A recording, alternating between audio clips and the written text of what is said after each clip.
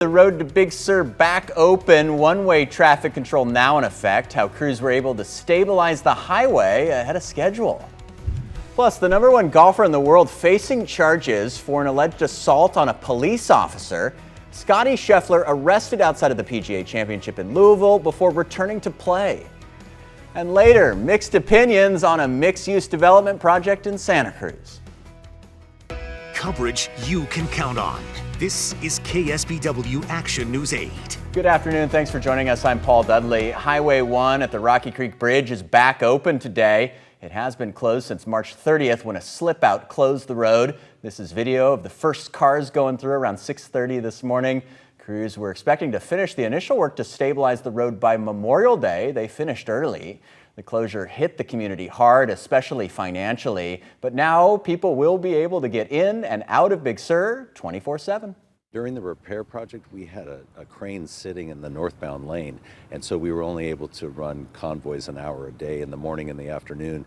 Now that that repair work is done, 24/7 access, unrestricted. Any member of the public can come down and enjoy the beautiful scenery of the Big Sur area. And with the reopening of Highway 1, Big Sur State Parks will soon be welcoming back campers. Officials say campers with reservations will be able to visit starting Thursday, May 23rd. This includes Andrew Malera State Park, Pfeiffer Big Sur, and Julia Pfeiffer Burns State Park. We have more information on the reopening of Highway 1 and other parts of Big Sur at our website, that of course KSBW.com. We've also got an app on our KSBW mobile app as well. We're learning more today about 2 overdose deaths happening over the course of just 2 days, including one at Monterey Peninsula College. The first overdose was reported around 9:30 a.m. Tuesday on the campus of MPC. That man was identified as 41-year-old Forrest Eggleston of Carmel. The next day, police responded to another overdose around 10 p.m. on the 700 block of Lottie Street.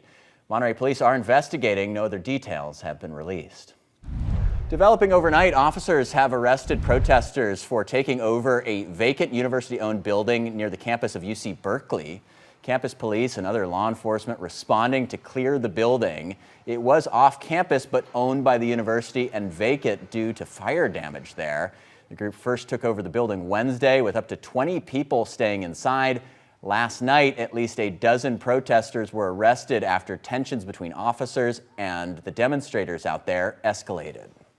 Happening today, the union representing thousands of UC student academic workers will reveal which campuses could see a strike.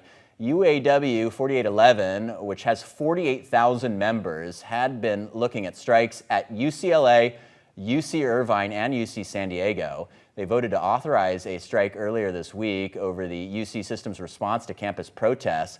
They said it was an unprecedented acts of retaliation to free speech, protests, and collective action. A total 180 in the House after they voted to advance legislation forcing the shipment of weapons to Israel. Action News 8 reporter Amy Liu has more on how this bill will impact aid to Israel. House Republicans want the complete... Now to another big story we're following. Scottie Scheffler is back on the course for round 2 of the PGA Championship following his arrest this morning. Scheffler is facing several counts, including a felony. Action News 8 reporter Madison Elliott has more for us. Scottie Scheffler was... We're hearing from former Supreme Court Justice Stephen Breyer. This week on Matter of Fact with Soledad O'Brien, he talks about the inner workings of the nation's highest court, how justices go about deciding cases, and retirement. What do you miss most about that? You can watch Matter of Fact with Soledad O'Brien Sunday night at 11:30 on KSBW NBC and again at 5 p.m. on Central Coast ABC. The Salinas Valley Fair is now underway in King City. The gates opening up to the public on Wednesday. It is the largest public event in South Monterey County since the King City mass shooting rocked the community earlier this year. Law enforcement communities say they routinely work together to provide safety at events like this one. We have lots of security on site. King City police say they will have the maximum number of officers patrolling both inside and outside the event. In addition, there are security screenings at every entrance, and there's also security in the parking lots. The fair runs through Sunday from 11 a.m. to 10 p.m. More than 40,000 people are expected over the next 4 days. Big changes for Santa Cruz. A mixed-use development project is now one step closer to being built. This parking lot off of Lincoln and Cedar will soon be transformed into a new library, below-market rate housing, and a child care facility, as well as parking. The city also submitted building permits and says they're in the final phase of their design project there. People we heard from have mixed feelings about the project. The ones that are being built there are going to be like... The project will cost about $150 million. The development will accommodate 124 units, all said to be affordable. Rent will range from as low as $749 to up to more than $2,000 a month. This is based on the area's median income.